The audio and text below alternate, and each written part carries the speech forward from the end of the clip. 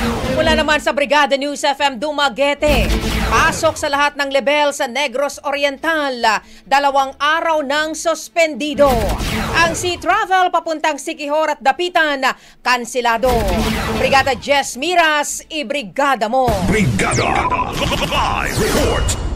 Nananatiling suspendido ngayong araw, July 18, ang face-to-face classes sa lahat ng level sa pampubliko at pribadong eskwelahan sa buong lalawigan ng Negros Oriental kasunod ng inilabas na Executive Order No. 10 ni Governor Manuel Chaco Sagarbarea gabi noong July 16, 2025.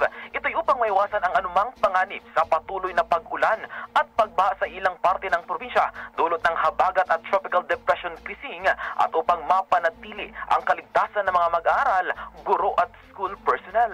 Samantala, hindi bababa sa 7 biyahe sa Dumaguete to Siquijor at Dumaguete to Dapitan ang kinansila ng Montenegro Shipping Lines, MV Evaristo Ferry, MV Fastcat, M11 at Ocean Jet kahapon at epektibo hanggang ngayong araw dulot pa rin sa masamang panahon. Wala namang naiulat na individual na na-stranded sa loob ng passenger terminal sa daungan ng lungsod ayon kay Lieutenant Marion Abigail Enopia, Coast Guard Station Negros Oriental Commander, dahil ang mga shipping lines ay tumigil na sa pag-issue ng mga ticket. Sa ngayon, nag-deploy na rin ang Local Disaster Risk Reduction and Management Division sa Negros Oriental ng 2 team sa lahat ng local government units upang magsilbing augmentation sa posibleng rescue operations.